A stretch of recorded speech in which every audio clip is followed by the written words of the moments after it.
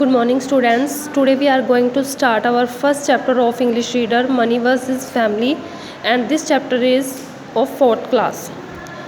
Money versus Family. Money पैसा, family परिवार, और वर्सेस का मीनिंग होता है के मुकाबले, कि धन के मुकाबले परिवार। ये लेसन है, ये स्टोरी है एक आदमी के बारे में जिसका नाम है यमन। और उस स्टोरी में हमें बताया गया है कि किसी भी ह्यूमन बीइंग की लाइफ में क्या चीज़ ज़्यादा इम्पोर्टेंट करती है, पैसा या family. So let's start the lesson, please read it carefully. Yaman family is very big. जो यमन की फैमिली थी वो क्या थी, बहुत बड़ी थी। Yaman is hard worker and he is the sole bread winner of the family. इसमें यमन है एक आदमी जिसके फैमिली क्या है, बहुत बड़ी है, और वो क्या है, बहुत मेहनती। हार्ड वर्कर क्या होता है, मेहनती। And he is the sole bread winner of the family. Sole bread winner का मतलब होता है कि अकेला ही धन कमाने वाला था वो, अपने परिवार को अकेला ही पालने वाला था। He has 3 kids. उसके 3 बच्चे थे, 2 सन्स एंड अ डॉटर, 2 लड़के और 1 लड़की। He lives along with his father and mother. और वो किसके साथ रहता था, अपने मम्मी और पापा के साथ। Yaman works too hard to feed his family. वो बहुत मेहनत करता था अपने परिवार को पालने के लिए। He works more than 16 hours a day. वो एक दिन में 16 घंटे से ज़्यादा काम करता था। The kids can't see him as well as he will move early in the morning before they wake up and reach at midnight when the kids would sleep every day. जो द किड्स कांट मतलब कि जो बच्चे थे उसे वो देख नहीं पाते थे। क्यों नहीं देख पाते थे? फर्स्ट ऑफ ऑल तो वो बहुत हार्ड वर्कर था, वो बहुत मेहनत करता था अपने परिवार को पालने के लिए। इसकी वजह से उसे 16 घंटे काम करना पड़ता था, और जिसमें वो बच्चों के सोने से पहले, जब बच्चे सो जाते थे रात को, तब वापस आता था, और बच्चों के सुबह उठने से पहले ही चला जाता था, तो वो अपने बच्चों को मिल नहीं पाता था। The entire family eagerly waits to spend quality time with him. जो पूरा उसका परिवार था, जो उसकी पूरी फैमिली थी, वो बड़े उत्साह के साथ वेट करती थी कि कब वो उनके साथ टाइम स्पेंड करेंगे। And the kids miss him too much. और उसके जो बच्चे थे वो उन्हें क्या करते थे, बहुत याद करते थे। The children are too curious about Sunday as their father should send to the entire day with them. अब इसमें क्या था कि जो बच्चे थे क्यूरियस होते, जिज्ञासु, वो बहुत जिज्ञासु होते थे कि कब संडे आएगा और कब हम अपने फादर के साथ टाइम स्पेंड करेंगे। Unfortunately to meet the increasing households expenses and education expenses, यमन take a weekend job। लेकिन अनफॉर्चुनेटली, दुर्भाग्य से क्या हुआ कि अपनी इंक्रीज़ करने के लिए, अपनी इनकम इंक्रीज़ करने के लिए, हाउस होल्ड एक्सपेंसेस मतलब घर का खर्चा निकालने के लिए और बच्चों का खर्चा निकालने के लिए उसने क्या किया, उसने एक वीकेंड जॉब ले ली। मतलब संडे के दिन भी उसने क्या किया, एक जॉब ले ली। The kids are very shattered. इससे क्या हुआ कि बच्चों का दिल टूट गया। And even Yaman wife and parents too. और यमन की वाइफ और उसकी जो पेरेंट्स थे वो भी क्या हुए, बहुत अपसेट हुए। The typical routine continues several week and years. इसी तरह का जो रूटीन था वो कंटिन्यूस चलता रहा, कई सप्ताहों तक, कई महीनों तक और कई सालों तक। All the hard works of Yaman has earned a lot of benefits and he gets offered to promotion with attractive increment। इसका रिज़ल्ट क्या हुआ कि इतनी मेहनत करने के बाद यमन ने क्या किया, उसे एक फ़ायदा हुआ। क्या फ़ायदा हुआ कि उसे प्रमोशन मिल गई और उसे बहुत अच्छा इंक्रीमेंट मिला, उसकी पे स्केल में काफ़ी बढ़ोतरी हुई। The family moves to new house. अब क्या था, उसकी इनकम अच्छी हो गई थी, तो अब उसने क्या किया, एक नया घर लिया और वो वहाँ पर रहने लगे।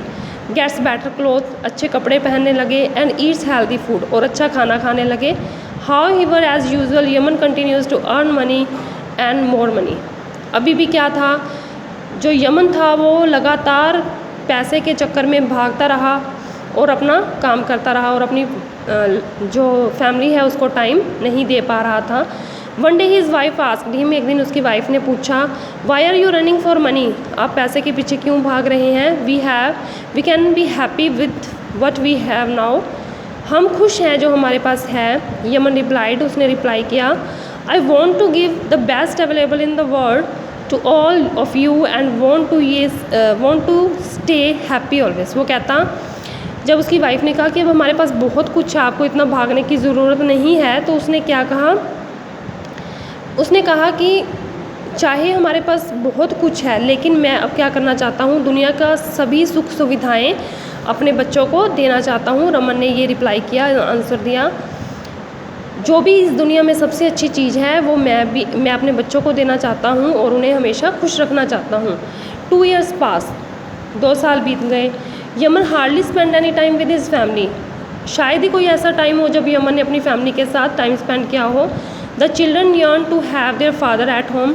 बच्चों की इच्छा थी कि उनके जो पापा हैं वो उनके पास रहें, उनके घर पर उनके साथ टाइम स्पेंड करें। Meanwhile the sincere efforts of Yaman reap him a fortune. तभी क्या हुआ कि जो इतने एफर्ट्स कर रहा था, इतनी मेहनत कर रहा था यमन, उसने पकना शुरू कर दिया, मतलब कि उसे परिश्रम का फल मिला। और क्या हुआ, ही offered a partnership and share a profit, कि जिस कंपनी में काम कर रहा था वहाँ पर उसे पार्टनरशिप ऑफ़र हुई, मतलब अब वो आधा मालिक था उस काम का, एंड शेयर प्रॉफिट, और जो भी उन्हें प्रॉफिट होता था वो आपस में बांट लेते थे। He continues to earn money and more wealth. बस इसी चक्कर में वो भागता रहा, ज़्यादा पैसा कमाने के चक्कर में और ज़्यादा गेन करने के चक्कर में उसने अपने परिवार को भूल गया और लगातार पैसे के पीछे भागता रहा। Now Yemen family is one of the richest family in the town. अब क्या थी, जो यमन की फैमिली थी वो टाउन की सबसे अमीर फैमिली बन चुकी थी। They have all the facilities and luxuries. उनके पास क्या थी, सभी फैसिलिटी, सुविधाएं थी, और लग्जरीज होता है जो महंगी चीज़ें होती हैं, उनके पास वो भी थी। जैसे लाइक जो भी हमारी सुख सुविधाएं हैं, बेसिक नीड के अलावा जो हमारी लग्जरीज होती हैं, गुड क्लॉथ्स, गुड फैसिलिटीज़, वो सारी अब उससे उनके घर पर थी। स्टिल यमन चिल्ड्रन स्ट्राइक, पर फिर भी उनके बच्चों की एक ही चाहत थी कि अपने पापा से वो मिले, जिन्हें वो कभी बड़ी मुश्किल से अपने घर पर देख पाते थे। His children turns teens and they are no more kids now. अब उनके बच्चे टीन्स क्या है, बड़े हो चुके थे और अब वो बच्चे नहीं रह गए थे, छोटे बच्चे नहीं रह गए थे। Yaman earned enough well to provide a luxuries life to next 5 generation. Yaman ने इतना पैसा कमा लिया था कि उसकी आने वाली 5 पीढ़ियाँ अब आराम से रह सकती थी। Yaman family goes to their beach house to spend their vacations. Vacations मतलब छुट्टियाँ। तो यमन की फैमिली थी वो उन्होंने बीच पर एक हाउस ले लिया था।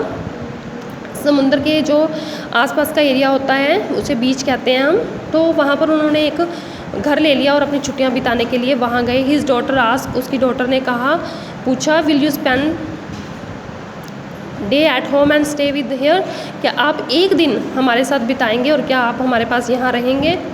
यमन ने क्या रिप्लाई किया, yes darling of course, tomorrow for sure.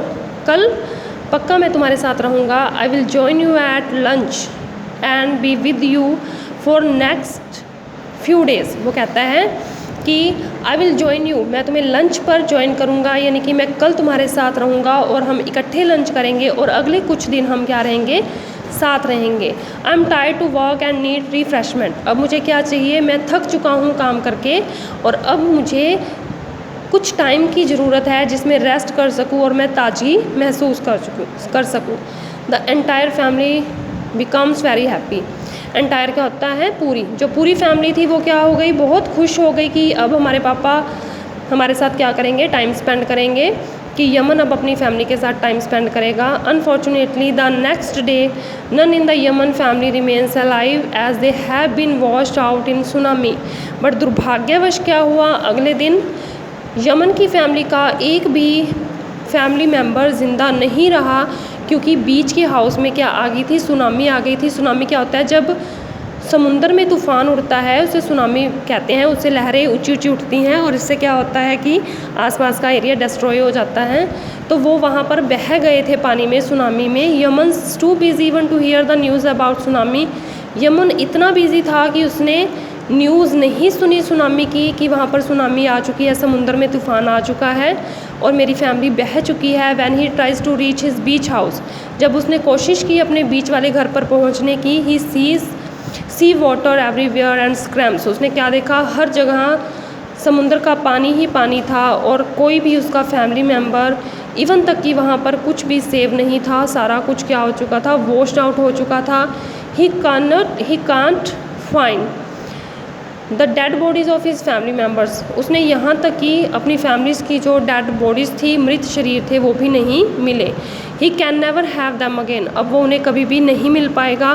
Can't see them, कभी देख नहीं पाएगा, चाहे वो अपने लाखों करोड़ों रुपए दे दे। Nothing can get back the life, अब उसकी लाइफ में वैसा कुछ वापस नहीं आएगा। नाउ ही रिमेंबर्स, अब उसे अपनी वाइफ के कहे हुए वर्ड्स रिमेंबर होते हैं। रिमेंबर मीन्स याद आते हैं। Why are you running for money, तुम पैसे के लिए क्यों भाग रहे हो। We can be happy with what we have, वो कहते हैं कि हम उसी में खुश रह सकते हैं जो हमारे पास है।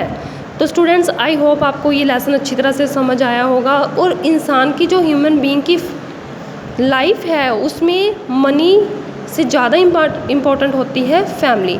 मनी हमें चाहिए, हमें अपनी नीड्स पूरी करने के लिए चाहिए, बट फैमिली मनी से ज़्यादा इम्पोर्टेंट होनी चाहिए हर ह्यूमन बीइंग की लाइफ में। और हमें हमेशा अपने बड़ों का रिस्पेक्ट करनी चाहिए। Thank you and have a nice day.